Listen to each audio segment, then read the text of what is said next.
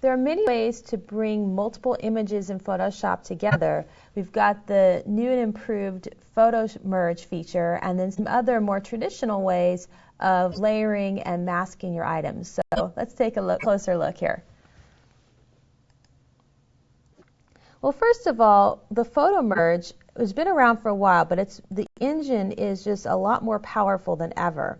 And you can use it to create panoramic views. And so I've got some images here, and you can see them in the bridge, of a park. And if I were to scroll through, it's pretty much the same park. Now, there are some guidelines when you're taking these photos. One of them is that you need to have enough overlap of these images. And if I go ahead and select all four of them, just hold down the Shift key, you can see that better, especially if I change this size.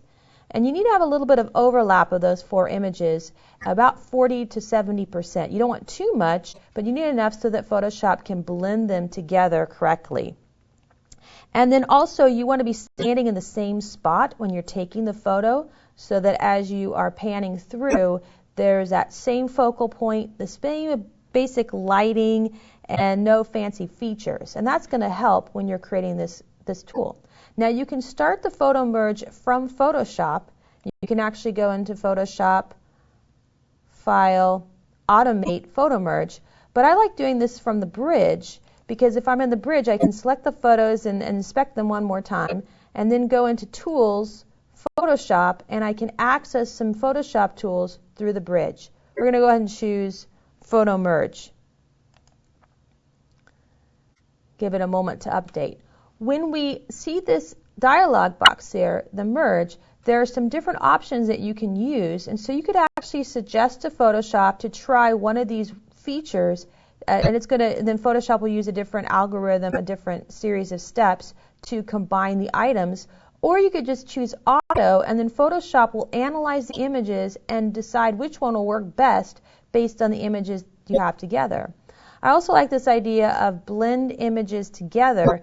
Photoshop will then align them automatically and blend them for you in some interesting effect. And then you could use some other features if there was a need to remove the vignette, some dark edges or some geometric distortion, but we don't usually need to do those, so I usually leave the defaults just as they are with the auto and the blend and let Photoshop do its magic. Go ahead and click on OK. And give it a moment. You can see some layers that are processing here in the background. And now it's combining all of those items into a new canvas to create that panorama.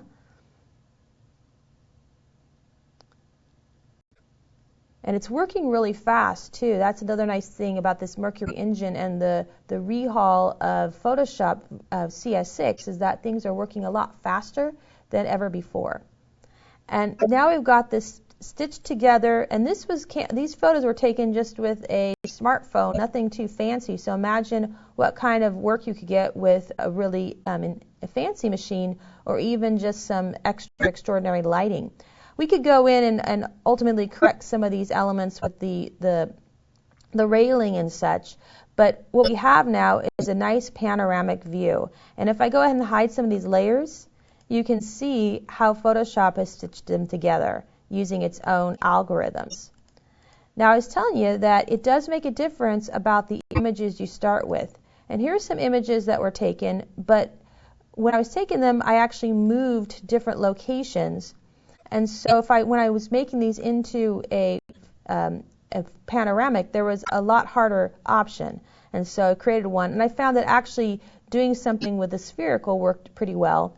And then afterwards, you could go in and, like I did, and just update them with some of the many tools to clean up the white space. There's lots of tools in Photoshop that let you do that. Now let's take another look at some options for putting together your images. And I've got some files in here that I want to put together as a collage. Now, in some of the previous versions of Photoshop, the images were so good, or the Photoshop merge was a really nice feature, and it used that in the previous versions. However, we could kind of hack it and use it to create collages, because if Photoshop couldn't figure out how to blend the images, it would just sort of put them up there as a light board and with feathering, and you could bring them in. Well, now the engine is so good that that hack doesn't work as well as it used to. So we got to use the old-fashioned way to create some collages. And one option is I could come in here in my tools, go to Photoshop, and I could actually load the files into a Photoshop layer. And that will bring all those files in as different layers into the same canvas. But what I really want to do is I want to blend them together into a larger canvas.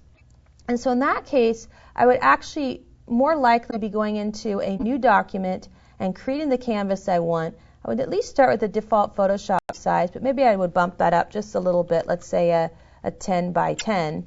And then I'd click on OK, and I'd create this canvas, and I would use the mini bridge to pull in my images. And when I use the mini bridge to pull them in, not only does it bring it as a smart object, but it allows me to bring those items in side by side. They can find them in there. Got to scroll until I find them. Oh, I know. I think they're in this other folder here.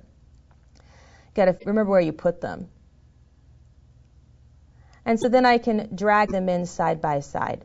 Now I actually have a composite I've already done. So I'm going to go ahead and pull that in.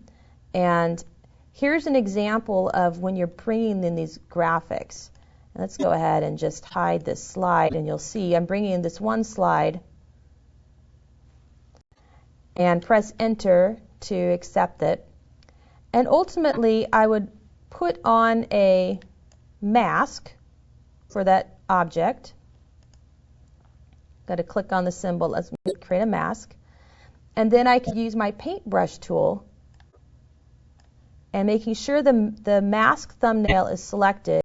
The black is going to hide and the white is going to reveal. So I'm going to get a black brush, a black paint, and I'm going to make it really large and just start painting over. And move that around. And then I'll go ahead and position it. I can also take advantage of opacity, kind of knock out that opacity a little bit so that I can position it and have a cleaner look, and just keep going until I create the effect that I want. I could even put that opacity back, and with my paintbrush do a little bit more painting. If for some reason I erase too much, no worries. I'm just going to switch the color to white, maybe change the brush size, and I can bring it back in. Incidentally, this is also a great strategy you can use when you have group shots of people, and in one shot someone's smiling, and in the other shot the other person's smiling. You can put those two files right on top of each other, either using this bridge command or going back, the mini bridge rather, or going back and using your tools, Photoshop, load files in Photoshop layers. And then you can use that same command of masking one smile over another until you get a composite of the group shape where everybody's smiling together.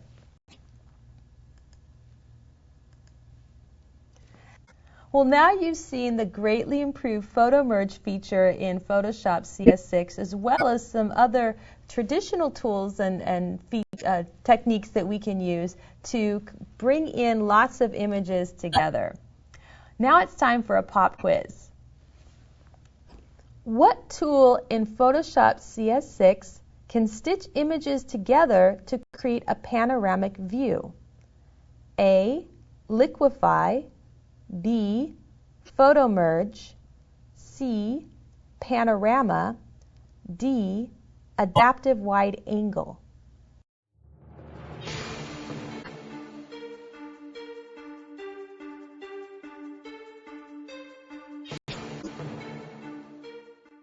The answer is B, photo merge.